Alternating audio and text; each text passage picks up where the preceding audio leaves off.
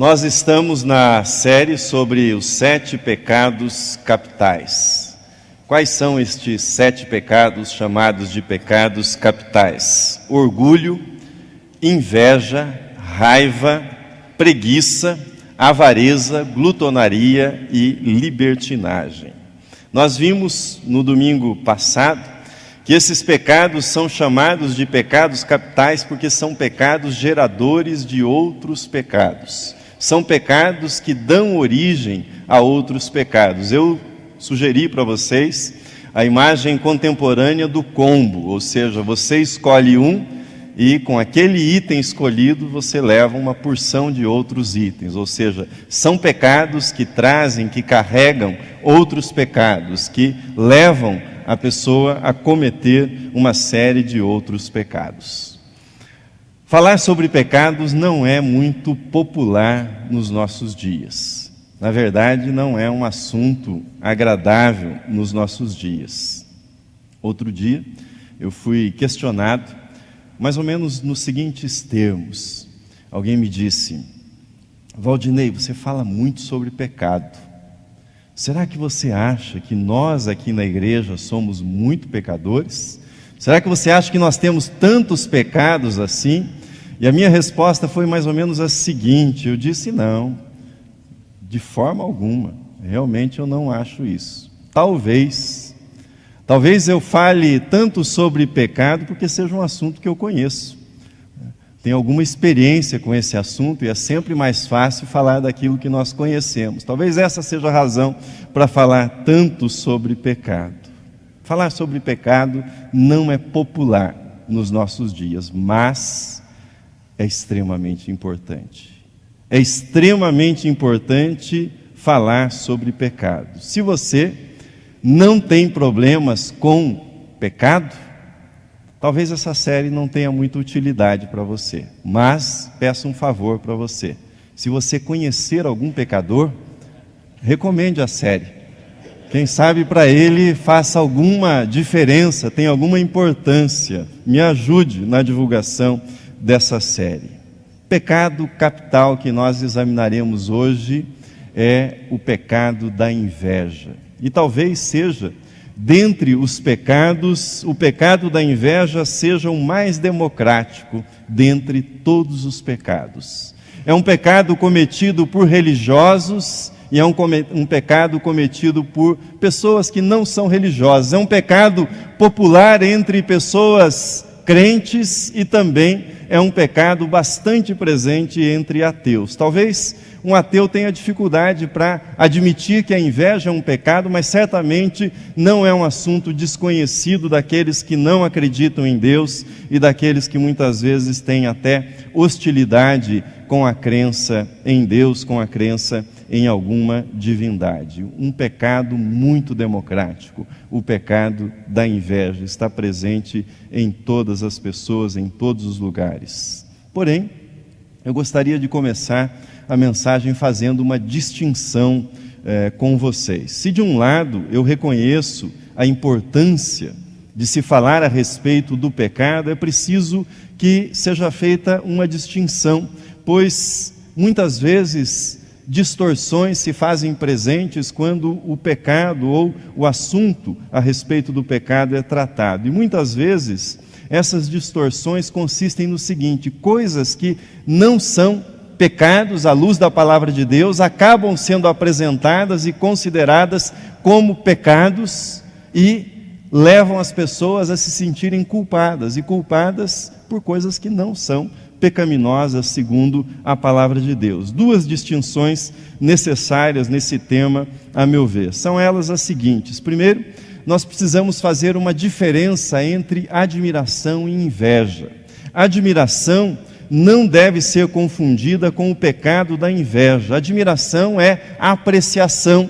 Admirar algo, admirar alguém significa apreciar. Apreciar, ou seja, ter uma apreciação positiva por essa pessoa ou por isto que é admirado. A admiração pode gerar inspiração e a admiração pode gerar inclusive a imitação de um comportamento virtuoso, a imitação de alguém que você admira. Outra coisa que nós precisamos distinguir é a ambição. Ambição não deve ser confundida com o pecado da inveja. Por quê? A ambição é o desejo por distinção. Uma pessoa pode ambicionar distinguir-se das demais pela beleza, distinguir-se das demais pela riqueza, distinguir-se das demais pelo poder, distinguir-se das demais pelo seu conhecimento, mas uma pessoa pode ambicionar também distinguir-se das demais pela sua lealdade, pela sua justiça, pela sua bondade. A ambição é, na verdade, um desejo por distinção.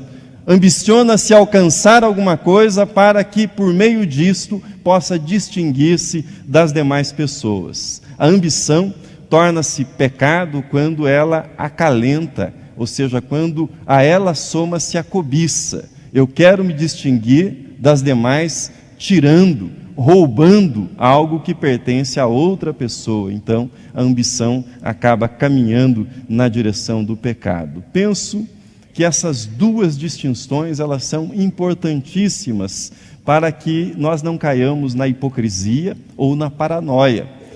Tudo se torna pecado, e até mesmo aquelas coisas que são legítimas, nós as consideramos pecado. Portanto, é legítimo ter projetos, é legítimo que nós nos empenhemos, que nós gastemos a nossa energia, a nossa força, a nossa inteligência para a realização desses projetos. Não há nenhum pecado nisso.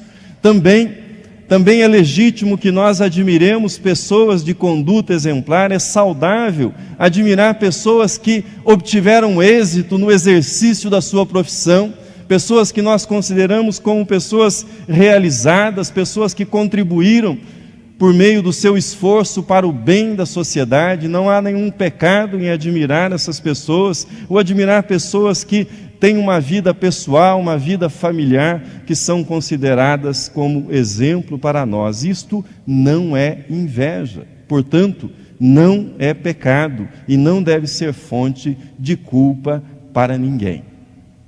Feita essa distinção, você talvez esteja se perguntando, mas então, o que é inveja? Recorro a Tomás de Aquino, um dos maiores teólogos da igreja cristã. Tomás de Aquino, a meu ver, foi perfeito ao definir em que consiste a inveja. Assim, escreveu Tomás de Aquino, a definição está na tela: a inveja é o desgosto pelo bem alheio. A inveja é o desgosto pelo bem alheio.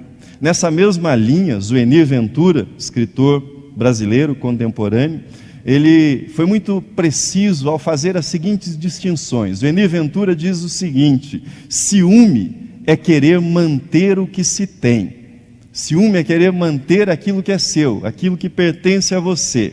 Já a cobiça é querer aquilo que não pertence a você. E a inveja, diferentemente do ciúme e da cobiça, a inveja, mais que querer o que o outro tem, é querer que o outro não tenha. Ou seja, é querer que o outro não possua, não tenha. A gravidade do pecado da inveja e a razão da sua inclusão na lista dos pecados capitais se faz sentir quando você para e você pensa a respeito da natureza da inveja. A inveja é a alegria com a desgraça alheia. É exatamente isso que Tomás de Aquino está dizendo.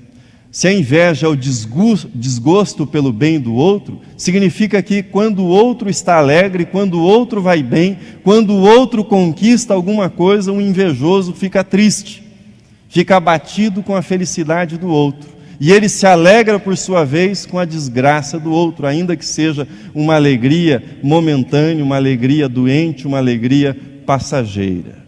Mas, como nós fizemos com o orgulho, nós faremos também com a inveja. Ou seja, como é que funciona a inveja? Quais são os mecanismos psicológicos e os mecanismos espirituais que estão presentes na inveja? Eu gostaria de fazer isso examinando o Salmo 73, o Salmo de Asaf, e mostrando quais são os mecanismos que estão presentes na inveja. A inveja começa pelos olhos, a inveja começa pelo olhar. Diz Asaf no versículo 3: pois eu invejava os arrogantes, ao ver a prosperidade dos perversos. É por isso que o símbolo universal da inveja são os olhos. Sempre que a inveja é representada, ela é representada como um olho grande. Ter inveja significa olhar aquilo que não pertence, olhar isso desejando que o outro não tenha. Na Divina Comédia de Dante Alighieri, ele descreveu, no seu passeio do purgatório ao inferno, ele descreveu aqueles que estavam condenados ali no purgatório pela inveja. Aqueles que estavam condenados pela inveja são apresentados na Divina Comédia como tendo os seus olhos costurados com fios de seda. Ou seja, como não tiveram a bondade de contemplar a felicidade dos outros com alegria, como não demonstraram compaixão ao ver o sofrimento dos outros, a pena, o castigo é que não mais poderiam enxergar. Teriam seus olhos costurados com fios de seda para que nada mais pudessem contemplar. Essa é a imagem da inveja, ou seja, a inveja está ligada sempre ao olhar. Asaf, líder do culto em Israel, não escapou desse pecado. Certo dia, segundo ele mesmo narra no Salmo, Asaf, que era um levita, começou a olhar para a prosperidade dos outros. Ele foi um dos grandes líderes de Israel, do louvor. Ele era líder do grande coral que havia sido criado por Davi quando a arca foi levada novamente para Jerusalém. Não só ele teve o privilégio de cantar neste grande coral, de dirigi-lo, mas ele teve também o privilégio de dirigir a adoração no Templo de Salomão. Se você parar e pensar, Asaf viveu, e Asaf ele viveu num período de apogeu de Israel, ou seja, o período de Davi e o período de Salomão. Ele participou do grande templo construído por Salomão, dirigindo o louvor naquele templo, ou seja, ele esteve no lugar onde muitos gostariam de ter estado. Porém, quando ele pôs os seus olhos sobre a prosperidade dos ímpios, a prosperidade daqueles que estavam ao seu redor, parece que ele esqueceu de tudo isso. Além de cantor, ele era também um poeta habilidoso. Muitos dos salmos que nós temos foram compostos, foram escritos por Asaf. Mas, um dia, ele foi contaminado pelo pecado da inveja. E para seu desgosto, para sua tristeza, quando ele olhava para a prosperidade, era a prosperidade de pessoas que, na opinião dele, não temiam a Deus, eram ímpios. Pior ainda para ele, se ainda fossem tementes a Deus, mas aquelas pessoas estavam sendo, na ótica dele, mais felizes do que ele, mais abençoadas do que ele. Eram pessoas, na visão dele, que não davam a mínima para Deus. Um dado interessante da inveja é que a inveja é considerada como um pecado de proximidade, um vício de proximidade. Isso significa o seguinte: que nós nos inclinamos, que nós somos seduzidos a invejar sempre pessoas que são próximas a nós. O que isso significa? É o colega de trabalho, é o irmão de sangue, é o irmão da igreja, é a pessoa que exerce a mesma profissão que você. Ou seja, os nossos olhos prestam mais atenção naqueles que possuem algum tipo de afinidade conosco. Nós nos comparamos, nós nos miramos, nós olhamos para aqueles que estão perto de nós. Sob o ponto de vista psicológico, nós somos levados a nos medir com gente que se parece conosco. Por isso, é considerado um pecado da proximidade, um vício da proximidade. Mas isso torna a inveja ainda mais terrível, porque agrega um toque de traição.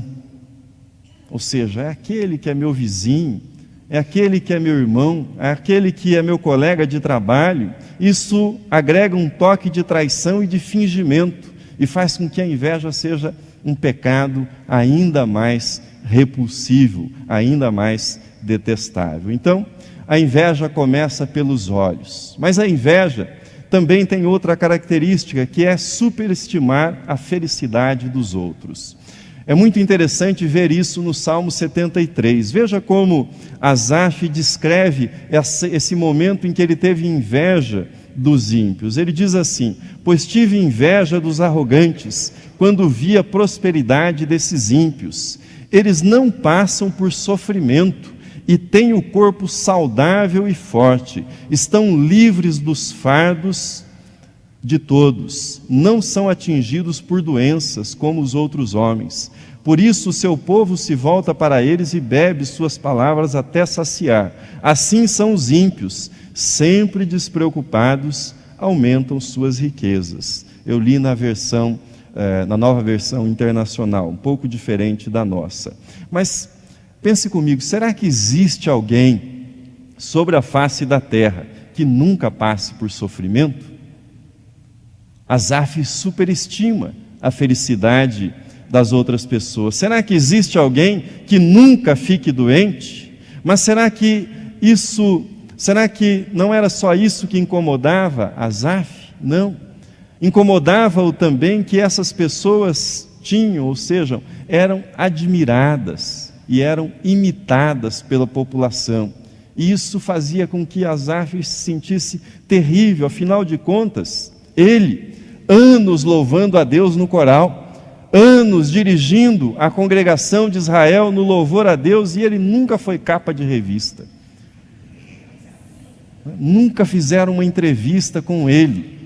Anos louvando a Deus. E para piorar, na visão dele, aqueles homens que ele invejava não precisavam se preocupar com nada. O dinheiro simplesmente caía na conta deles, cada vez mais ricos. E ele se corroendo, sendo corroído pela inveja. A inveja, ela mistura elementos reais, elementos verdadeiros, com elementos imaginários, com elementos idealizados. O mecanismo da inveja toma os elementos que são positivos e que estão presentes na vida das outras pessoas, elimina aquilo que é difícil na vida das outras pessoas e aumenta, superestima esses elementos positivos na vida das outras pessoas. E aí, o invejoso adota a seguinte postura: ah, se a minha vida fosse boa como a vida dele. Ah, se os problemas da minha vida fossem eliminados. Mas então a inveja cresce e dá o seu golpe final. E avança dizendo mais ou menos o seguinte: ah, como eu gostaria que as coisas piorassem para ele. Já que elas não vão melhorar na minha vida, né? Pelo menos que piorem na vida dele. É assim que funciona a inveja. Por isso, a terceira característica da inveja é que ela é sempre destrutiva. Ela é sempre danosa. Asaf apresenta algumas pistas para que nós entendamos os efeitos destrutivos da inveja. Ele diz no versículo de número 13: certamente foi-me inútil manter puro o coração e lavar as mãos na inocência. Mais adiante ele diz: quando o meu coração estava amargurado e no íntimo eu sentia inveja, agi como insensato e ignorante. Minha atitude para contigo, isto é, para com Deus, era de um animal irracional. Asaf começou a lamentar a sua conduta ética. Era como se ele estivesse dizendo: não adiantou nada. Não adiantou nada viver segundo as regras, não adiantou nada temer a Deus, não adiantou nada fazer aquilo que é certo. Ou seja, ele lamenta ter feito tudo corretamente na sua vida, dizendo que isso foi inútil. Mas quando a inveja toma conta da sua vida, ele diz que o seu coração ficou também cheio de amargura e ele foi reduzido à condição de um animal irracional. Ou seja, a inveja foi destrutiva na vida dele. A inveja é um pecado que não causa, pelo menos a princípio, né? Num segundo momento, ela pode causar a maledicência e outras coisas piores na vida das outras pessoas. Mas, a princípio, a inveja é um pecado que não causa nenhum mal para quem é invejado, mas dilacera, destrói, reduz à miséria a vida daquele que nutre, daquele que cultiva a inveja. É um pecado também, diferentemente dos outros pecados capitais, é um pecado no qual não há nenhum prazer, no qual não há nenhuma felicidade. Talvez você se pergunte, mas o que você quer dizer com isso? Pense comigo, por exemplo, no pecado da glutonaria. Tem algum prazer? Tem. É bom comer, não é? Ou seja, você tem o sabor da comida, o prazer da comida, o prazer da bebida, ainda que a médio e longo prazo existam danos para a sua saúde, ainda que você gaste muito no restaurante, mas há um prazer na comida. Mas a inveja não traz nenhum prazer, não traz nenhuma compensação, ou seja, aquele que cai no pecado da inveja, que o cultiva, acaba sendo corroído, não há nenhuma satisfação, não há nenhuma realização, não há nenhuma felicidade na inveja. Ilustro isso para vocês com uma parábola judaica bastante antiga, que mostra qual é a lógica da inveja, qual é a sua natureza. Diz essa parábola o seguinte: num belo e ensolarado dia, 2 homens caminhavam por uma floresta. O primeiro deles era conhecido por ser invejoso, era um invejoso contumaz. E o segundo, que estava ao seu lado, era conhecido como um homem muito ganancioso. Os dois faziam o caminho pela trilha na floresta e encontraram de repente o rei. O rei estava num dia feliz e o rei resolveu fazer a seguinte oferta para eles. Dirigiu-se aos dois dizendo o seguinte: um de vocês pode me fazer um pedido, que eu atenderei, mas saiba que aquilo que você pedir, o seu colega receberá em dobro. Se você pedir uma casa, o seu colega terá 2. Se você pedir um cavalo, o seu colega terá 2. O homem invejoso não queria fazer o pedido. Afinal de contas, se fizesse o pedido, o outro receberia o dobro, e ele teria inveja do outro. Por sua vez, o ganancioso também não queria fazer o pedido. Ele estava sempre acostumado a levar vantagem financeira e não seria dessa vez que ele sairia perdendo. Então, ficaram num impasse os dois, até que o ganancioso conseguiu persuadir o invejoso. Ele era mais habilidoso com as palavras e o persuadiu que fizesse o pedido. O rei já estava impaciente e disse: afinal, vocês vão pedir ou não? Mas lembre-se que o que for pedido será dado em dobro para o outro. O invejoso deu um passo à frente e se dirigiu ao rei solenemente: majestade, majestade, eu desejo ficar cego de um olho.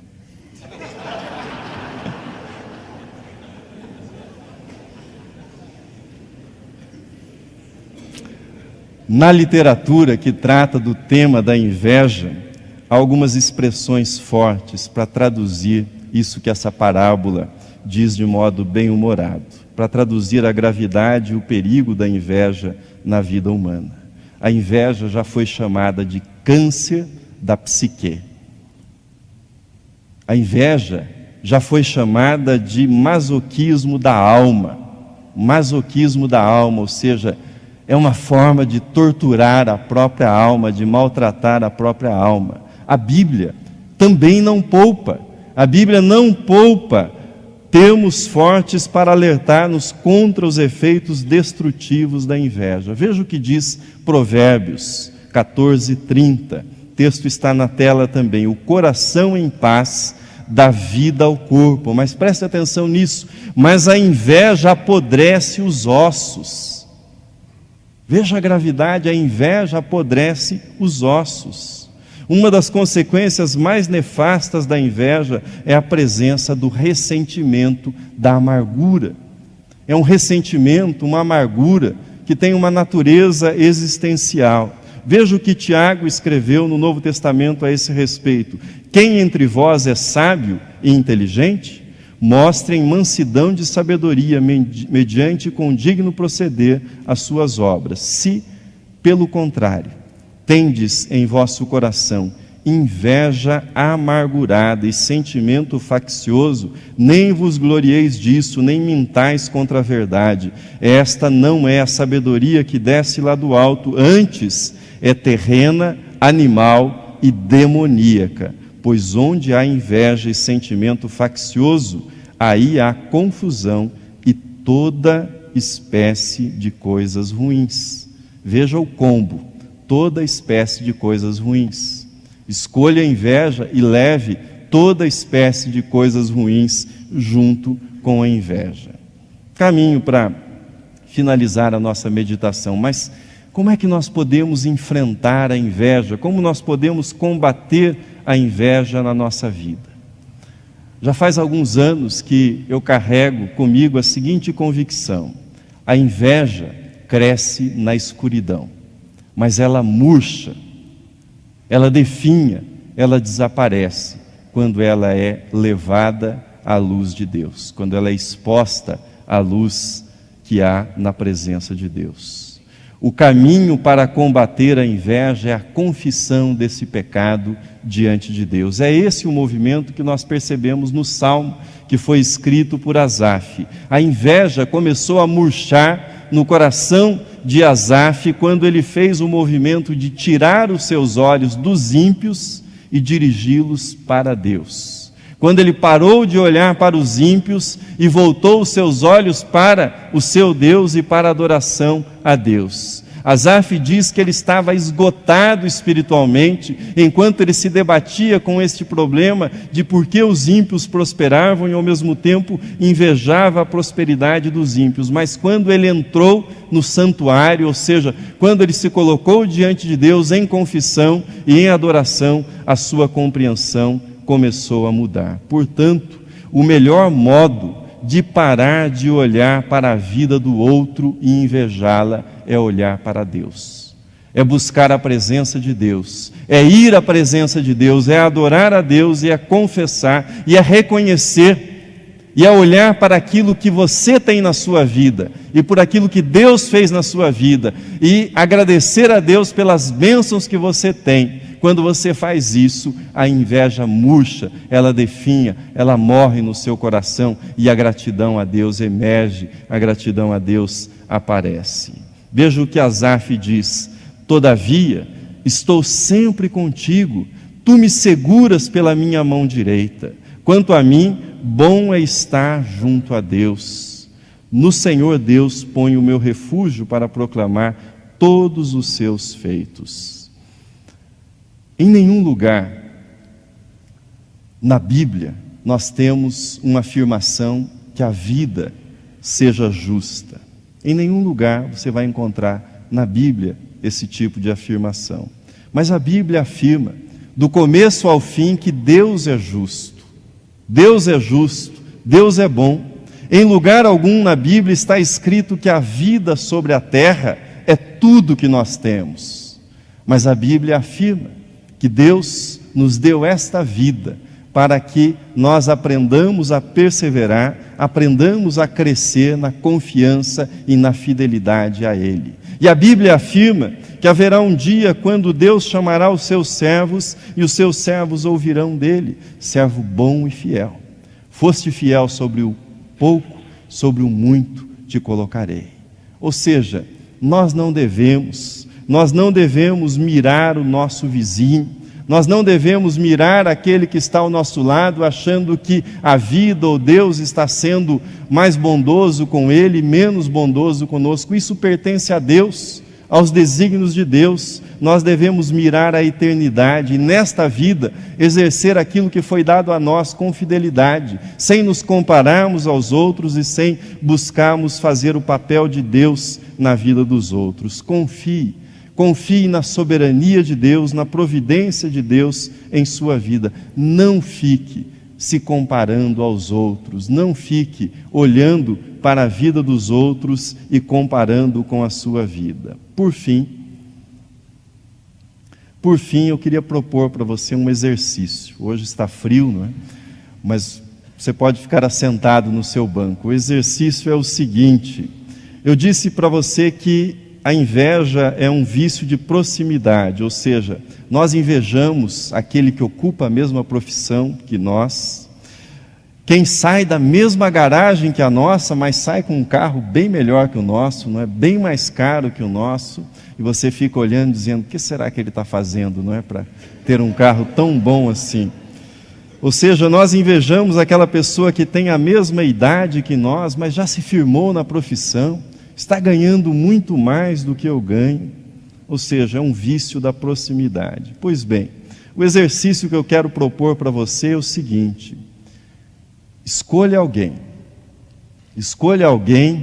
de quem você tem ou já teve inveja em algum momento. Escolha essa pessoa. Eu tinha pensado em 3, mas eu achei que era muito. Escolha um só.